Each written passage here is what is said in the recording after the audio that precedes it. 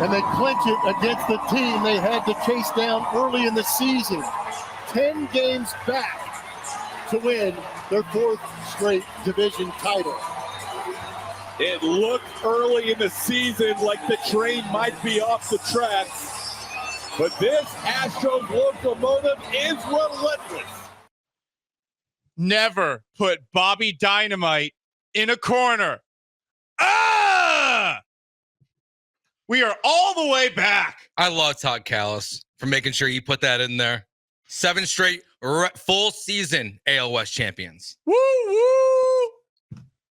They've been to the last 7 American League Championship Series, and that's the next step. But considering where the Houston Astros were early in the year at 7-19, considering how far back they were of the Seattle Mariners June 18th, 10 games. What they pulled off this year is actually going to be unforgettable. And sure, there were moments along the way that really frustrated us, whether it was the Astros front office, the Astros injuries, but how can you not be proud of this team, at least today, September 25th, 2024, before we get into the playoffs? Joe, I appreciate so much that I've been able to see most of what might be the best run in baseball history. I know they didn't win all the World Series, but for me, this is the best stretch of dominance that I think I will ever see in my sports life, at firsthand, as someone covering it. So for them to put the cherry on top yesterday, pull out the champagne, celebrate the way they did, I'm really happy. I hope the people that got to go to a game on a Tuesday night had fun as well. I had a bunch of people texting me, Paul, where are you at? And I said, damn it, guys, I was in the midst of my addiction. I was watching the Astros game while playing Medieval Mountain Lord Bannerlord 2 for 17 hours. I'm not even kidding. I played it until 5:30 in the morning. Paul. But the Astros, they're the new drug. I can get back on another drug, okay? Because September baseball's done. Playoff baseball's here. Let's go. Yeah, I mean, what they've accomplished since 2017, it's remarkable. We'll never see a run like this.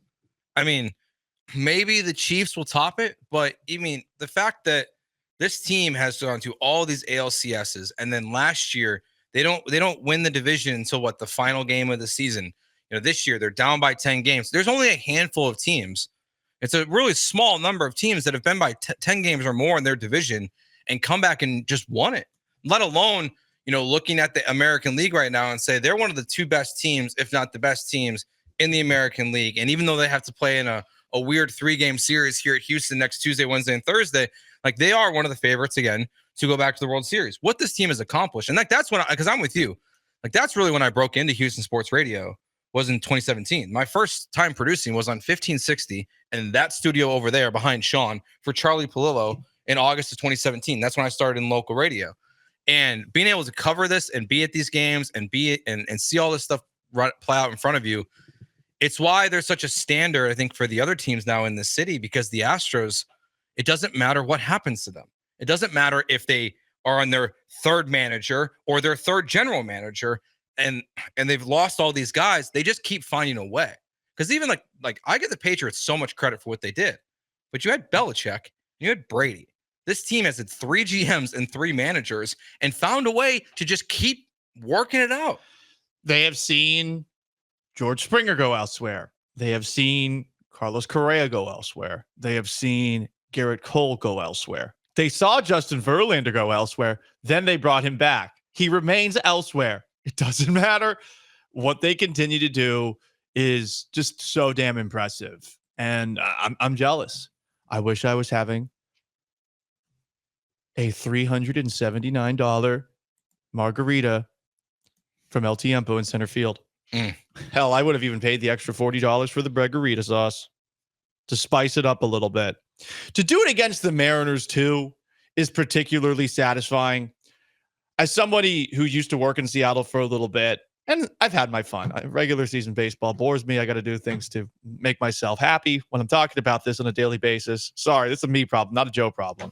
But this has always been the team, and to have it happen against a team with a fan base that is so effing loud and hates the Astros so much, to ice it last night. I mean, really poetic. So Bobby Dynamite, woo-hoo! Give me that train. We're going to have all sorts of fun on today's show. The orange sunglasses are out. We've got another surprise in store. And yeah, eventually we will play audio that aged poorly from us on April 26th of 2024. But I need a little energy in my life. Okay, I was up at 5:30 playing a video game. What is this game again? It's called Mount and Blade Bannerlord 2. It is the dorkiest thing ever. Okay. I need the Astros cocaine song injected directly into wherever one would do that, because I don't know how drugs work. Hit it. Why do they argue the umpire's call? Why do the fielders crash into walls? Why do you think the pitchers throw smoke? Why do you think they go for broke? Who says it's only a game? Why do the catchers wear iron masks? Why do they dive for the drive on the grass? Why do they go head first into home? Why do the losers feel all alone? Who says it's only a game? When you wanted to give it all you got, the war's not over till the final shot. It's pride and glory and fame. Who says it's only a game? Why do you think they call them spikes? Why do you think they call them strikes? Why do they give it more than they've got? Why do they always reach for the top? Who says it's only a game? With me now, Astros baseball. Who says it's only a game? I need to start playing that in the stadium. Yeah, I can't believe they have it. I need some of that, I mean, we know the Astros listen. We do. That's true. This is the show with the preeminent baseball mind in Houston. Yeah, Sean Mapes. Oh. Yes, Joe George. And when it suits me, when I watch the games, no one's better. You just got to stay awake and not get back into my video game addiction. But they should play that at the stadium. I can't believe they haven't. I mean, they own the rights to it, I would assume. They have to own the rights to it at this point. I mean, who would own the rights to this? Whoever made it? I guess. They just get it forever? It's on YouTube. We've been playing it for years without crediting anyone. We don't know who made them. We don't 100% know. I think it just came from, on high. One time while having a mulled wine on a Friday night, I remember having a conversation with somebody in Houston who claimed he knew where it was from. All right. That person was never seen again. OTR Sean on YouTube says All System Go is much better. I don't agree. I like the cocaine song better. I like the Astros.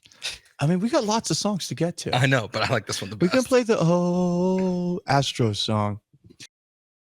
It's Gallant and George. On ESPN 97.5 and 92.5. Broadcasting live from the Veritex Community Bank Studios. Here's Paul Gallant and Joe George. I'm going to start with this, man. I am so proud of this team. I'll tell you why. There's a lot of people that count us out early. But you know what? This team got heart. We got heart. We believe in one another. We don't quit. We got grit. We are tougher than any team. And you know what? Here we come. Let's go!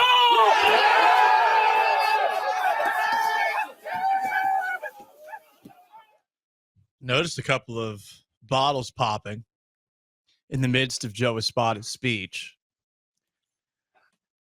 I believe that's rude, but hey. I mean, premature popping happens. I heard Dell talking about this with Sean on the way in. I do think it could have been one of the Calebs. I think it's a very good chance. It's one of the noobs to this. Let Joe have his moment. Yeah. Shea Whitcomb, maybe. I don't know. Someone like that. Espada. You say Kikuchi? No. I don't think I mean, Kikuchi. he's real excited right now, guys. Kikuchi, I mean, he's starting today, right? He was probably asleep. He needs 14 hours of sleep. You know what? That's a good point. So That's a good point. Bet the house against the Astros today.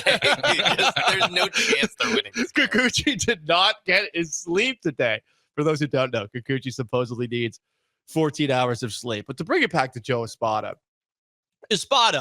like Dusty Baker last year, was getting unfairly criticized for a lot of the Astros struggles this year. So I'm really happy for Espada that he's able to have this moment.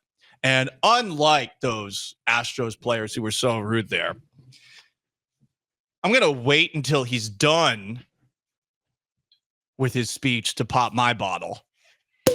Because I brought some champagne today. Okay. And I get it. We only celebrate, World Series championships. It's unbecoming to be playing in this fake, whatever the hell it is, series to open up the year. And that's what they're probably going to have to do. Right. I think it's official now. Did the Guardians win again last night? I don't know off the top of my head. The Astros are locked into the 3 seed. Gotcha. Okay. So I understand that we have higher standards and stuff. Even less than 90 wins is kind of unbecoming. But with where they were and with where they are now, I strongly believe that we are all entitled to a little bottle. Many of us wavered. I did. Joe did. Sean, did you waver? Yeah, I definitely wavered. Everyone wavered. And I mean, they make us feel like the worst every single time. And we love it. I like being wrong. I like being wrong on stuff like this. I'm just going with my gut every single day that I show up from noon to 3. Just going with my gut. When they do things like this and continuously prove everybody wrong, it just makes me proud to be able to cover this team. I mean, what they do is I'll never apologize for the early season funeral.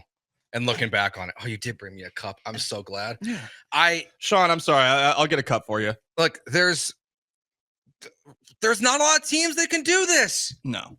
There was reason to doubt. The injuries, everything. I mean, there's a lot of reason to not believe. They proved us wrong. So congrats to them. As we say, cheers to them. I'm gonna wait for Paul. He's still pouring. This is not the most expensive champagne. I don't know how his cup hasn't overflowed yet. Cheers, Governor. Cheers. Sean, cheers to you. Is Joe, middle management Joe, is Sean allowed to have alcohol running the board? Todd's on vacation, so eat your J-Bar M. Shout out to them for dropping off food today. The main reason I was going to wait to open the bottle of champagne, but these wings that I'm having, they're very spicy. They're great, but they're very spicy. And I forgot to bring a coffee thermos today. And I forgot to bring my water Stanley cup today. Yeah, they brought a bunch of cool stuff. Sean's got the funnel cake fries right now. Yeah. I tried. I know you're not a cheese guy, so I don't think you're gonna go down this road. But I tried the smoked brisket lasagna. Yes. It was incredible. Wait, what? Yes, there's brisket inside the lasagna. It's incredible. It's so good. It's incredible. Yeah. And you can't really taste the ricotta cheese. So you might like it, but probably not. Yeah, because you're not a cheese guy. It's mental. It is mental. Yeah. You're right. Yeah. It's not even the taste. It's mental. I mean, on Saturday, on the date I was on, we went to Frank's downtown. Didn't even pick off any of the cheese. I don't know. I don't know what it is. I think a little liquid courage got me over my fear of cheese, which is moldy milk. And speaking of moldy milk, the Seattle Mariners, damn. Got him. They aged poorly. Now, is it okay for these players, if you're not the new guys, to pop champagne? Is it okay if you're Altuve? Do you think that they are like, well, I mean, it's great, but like, damn it, this was a little bit more difficult. I bet some of them have that in the back of their mind. The guys who are this good, you know that there's a perfectionism to them where they're like, oh, man, it's kind of annoying, but like, hey, we did it together, we rallied. But, Okay, look, I kind of have this. Once you win a World Series, I think you probably should save the champagne celebrations till you win another World Series, at least the next season, or at least get to, like, you should have to pass the point you didn't get to the year before. So I think it's kind of a weird baseball tradition. I won't lie. So now I get the division. The weirdest one was always the 1-game wild card. The fact that teams would pop champagne bottles like that for winning a single baseball game, I thought was strange. I agree with you. I get this more. At least you won the division. Like once, like let's say somehow, the Astros are hungover today, so the Mariners get back within a game and a half of the wild card. If you make the wild card, you can't pop champagne. You can't do that. You got to at least win your division first. But everyone wants to have champagne. Here's where I'm at. There's a part of me where the elitist sports fan in me that grew up watching the Patriots and now appreciates the Houston Astros feels like it's fun to look down on people that have never done it before. But the party lover in me, who may be an alcoholic, likes to see people have fun. So it's a difficult thing for me. Do I be the elitist or do I be the fun guy? Generally, people don't like the elitist and like the fun guy. So maybe I should just be the fun guy and say, hey, you know what? Have fun. Enjoy it. I overall like the tone of what I saw from the Astros post game and in the clubhouse. I thought it was they hit the right balance of, man, this was a tough year. It actually is something where this to me is a more impressive AL West championship than some of the other, like the 2019 or the 2021 ones, where it's a little bit more like, they're going to win it in May, as opposed to this one where they really had to scratch and claw. So I get a little bit of the relief aspect of wanting to party. But I do think they did a good job. Like, they didn't dogpile. It was all like daps and hugs. Really good that they didn't dogpile, given the, nonstop injuries this season. And look, we do know here in Houston that there are injuries that can come from champagne bottles. Lance McCullers. Yeah, so they know more than anyone. Yeah, I mean, and plus it's Joe Espada's first one, so you know what? Never mind. You celebrate however you want. Espada gets to, the Caleb's get to, Kikuchi gets to, for sure. And I think that the Astros veteran players, they should take a nice sip, appreciate the moment, savor how awesome this run has been. But yeah, for them, on to the next, because they got to get these guys back on track going forward. It is funny what you were talking about with watching the Patriots do this, but even the Patriots, you see them do it once when they win the AFC and then once when they win the Super Bowl. Same thing in basketball, where they basically only pop champagne once when you make the finals and once when you win the finals. Baseball, it's like you win the division, you win the wild card round, you win the ALDS, you win the ALC. Like, you're just doing nothing but popping champagne the entire month of August or the month of October. It's actually crazy how much champagne a baseball team will go through in a year. Is it good champagne or is it just rock bottom champagne? Probably depends on the team. I mean, I felt like A's are getting A's are getting stuff that's cheaper than this, which was $12. they're getting something cheaper than that. We drink a bottle of those every weekend, basically. Oh, you're a big Prosecco guy. Big mimosa on Sunday mornings. Mimosas are good. Yeah, a little pregame to football Sunday. A little mimosas and breakfast with the wife. Okay. Yeah. I'm more of a Bloody Mary guy on the weekends. You're starting to grow on me. Mimosas are good. For those who don't know, there used to be this bar called Royal Oak. I think Largo and the Twitch would know, because I think Largo works across the street from where it used to be. So this place on Sunday was the bleepiest bleep show of all because of the mimosas. Yeah. And I found out what they did. So they had these blackberry mimosas. They were so good. Ooh. But I noticed I kept on passing out in a chair there at 4 p.m. Okay. And by kept on, it happened twice. Okay. So I wanted to know what the hell was going on. So I had a conversation with somebody, and they told me, so you know that they put a ton of Everclear in that, right? And you couldn't taste it because it's so sweet. So these were Everclear champagne blackberry mimosas. They're good. Yeah. I mean, I could see why not knowing that's in there will lead to nap time. That place was a scene. It was something else. Because you had some real Montrose sites, if you will. You had some Montrose and up and effing stormed there. A couple of texts. 409. I think it was Dana Brown that popped it first. After the year he's had, He was just saying, hurry the hell up. You know, Dana Brown also deserves it. He deserves it. The Kikuchi trade, look, we'll see the long-term response on that, but he was forced a hand of Jose Abreu and Rafael Montero, and I think he did the most with what he could. I would raise a glass to Dana Brown here as well. So cheers to Dana Brown. Cheers to Joe Espada. Sean, I'm sorry. We got to get you that cup.